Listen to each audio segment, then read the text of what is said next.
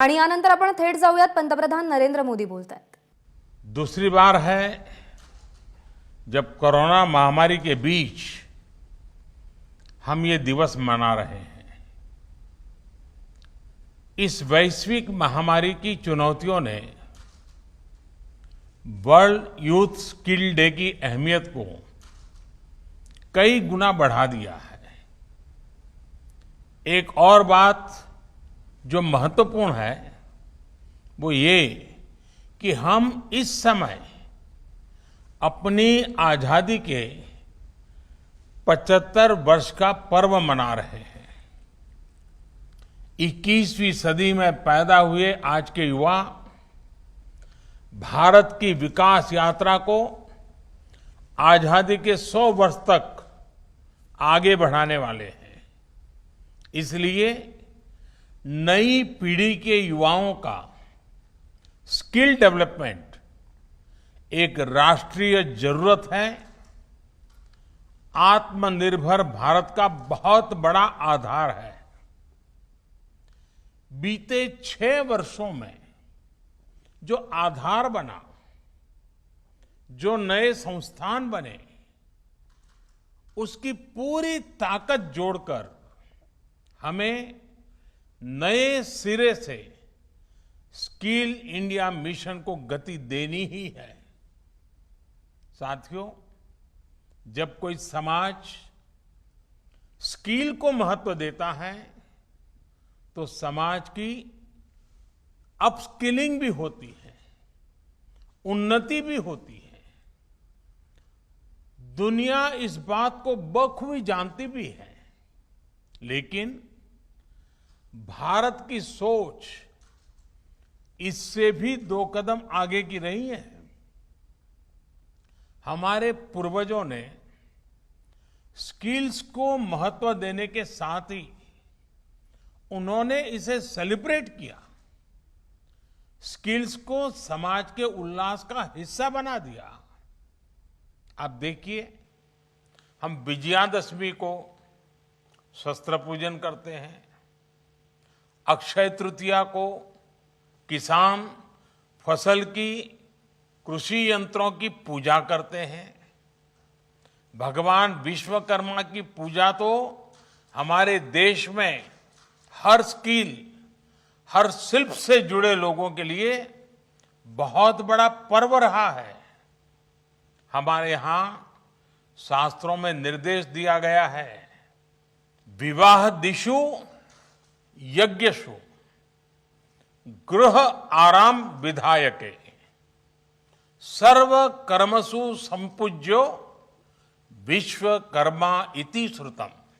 अर्थात विवाह हो, गृह प्रवेश हो या कोई और यज्ञ कार्य, सामाजिक कार्य हो, इसमें भगवान विश्वकर्मा की पूजा, उनका सम्मान जरूर किया जाना चाहिए। विश्वकर्मा की पूजा यानी समाज जीवन में अलग अलग रचनात्मक कार्य करने वाले हमारे विश्वकर्माओं का सम्मान, स्किल का सम्मान।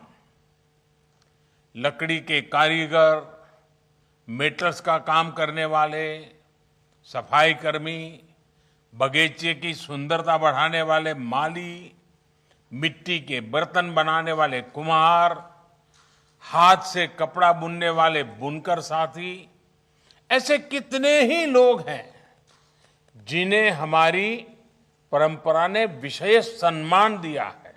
महाभारत के भी एक श्लोक में कहा गया है, विश्वकर्मा नमस्तेस्तु विश्वात्मा विश्व संभव। अर्थात जिनके कारण विश्व में सब कुछ संभव होता है, उस विश्वकर्मा को नमस्कार है। विश्वकर्मा को विश्वकर्मा कहा ही इसलिए जाता है क्योंकि उनके काम के बिना, स्किल्स के बिना समाज का अस्तित्व ही असंभव है। लेकिन दुर्भाग्य से गुलामी के लंबे कालखंड में स्किल डेवलपमेंट की व्यवस्था हमारे सोशल सिस्टम में, हमारे एजुकेशन सिस्टम में धीरे धीरे कमजोर पड़ती गई।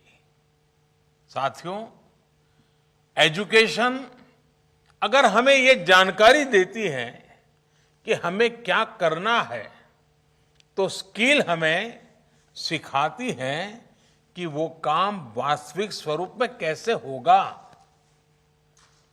देश का स्किल इंडिया मिशन इसी सच्चाई, इसी जरूरत के साथ कदम से कदम मिलाने का अभियान है। मुझे खुशी है कि प्रधानमंत्री कौशल विकास योजना के माध्यम से अब तक 1.25 करोड़ से अधिक युवाओं को ट्रेनिंग दी जा चुकी है। साथियों, मैं एक और वाक्य के बारे में आपको बताना चाहता हूं। एक बार स्किल डेवलपमेंट को लेकर काम कर रहे कुछ अफसर मुझे मिले। मैंने उनसे कहा कि आप इस दिशा में इतना काम कर रहे हैं, क्यों ना आप ऐसे स्किल्स की एक लिस्ट बनाइए जिनकी हम अपने जीवन में सेवाएं लेते हैं। आपको हैरानी होगी, जब उन्होंने सरसरी नजर से लिस्टिंग की तो ऐसी 900 से ज्यादा स्किल निकली जिनकी हमें अपनी आवश्यकताओं के लिए जरूरत होती है। आप अंदाजा लगा सकते हैं कि स्किल डेवलपमेंट का काम कितना बड़ा है। आज ये जरूरी है कि लर्निंग आपकी अर्निंग के साथ ही रुके नहीं। आज दुनिया में स्किल्स की इतनी डिमांड है कि जो स्किल होगा वही ग्रो करेगा। ये बात व्यक्तियों पर भी लागू होती है और देश पर भी लागू होती है।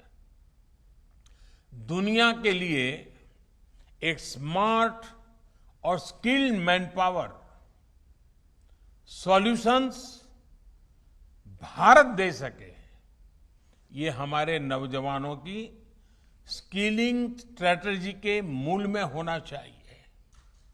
इसको देखते हुए ग्लोबल स्किल गैप की मैपिंग जो कि की जा रही है, वो प्रशंसनीय कदम है। इसलिए हमारे युवाओं के लिए स्किलिंग, रीस्किलिंग और अपस्किलिंग का मिशन अनवरत चलते रहना चाहिए। बड़े बड़े एक्सपर्ट्स आज अनुमान लगा रहे हैं कि जिस तरह तेजी से टेक्नोलॉजी बदल रही है, आने वाले 3-4 वर्षों में बहुत बड़ी संख्या में लोगों को रीस्किलिंग की जरूरत पड़ेगी। इसके लिए भी हमें देश को तैयार करना होगा। और कोरोना काल में ही हम सबने स्किल्स और स्किल्ड वर्कफोर्स की अहमियत को बहुत करीब से देखा है, महसूस किया है। देश कोरोना से इतनी प्रभावी लड़ाई लड़ सका तो इसमें भी हमारी स्किल वर्कफोर्स का बहुत बड़ा योगदान है। साथियों, बाबा साहब आंबेडकर ने युवाओं की, कमजोर वर्ग की स्किलिंग पर बहुत जोर दिया था।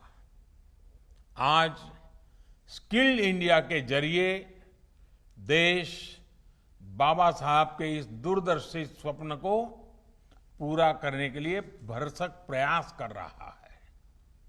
उदाहरण के तौर पर आदिवासी समाज के लिए देश ने गोइंग ऑनलाइन एज लीडर्स यानी गोल्ड प्रोग्राम शुरू किया है। ये प्रोग्राम पारंपरिक स्किल के क्षेत्रों जैसे कि आर्ट हो, कल्चर हो, हैंडीक्राफ्ट हो, टेक्सटाइल हो, इनमें आदिवासी भाई बहनों की डिजिटल लिटरेसी और स्किल में मदद करेगा, उनमें एंटरप्रेन्योरशिप डेवलप करेगा। इसी तरह वनधन योजना की भी आज आदिवासी समाज को नए अवसरों से जोड़ने का एक प्रभावी माध्यम बन रही है। हमें आने वाले समय में इस तरह के अभियानों को और ज्यादा व्यापक बनाना है। स्किल के जरिए खुद को और देश को आत्मनिर्भर बनाना है। इन्हीं शुभकामनाओं के साथ आप सभी का बहुत बहुत धन्यवाद। एबीपी माझा, उघडा डोळे बघा नीट।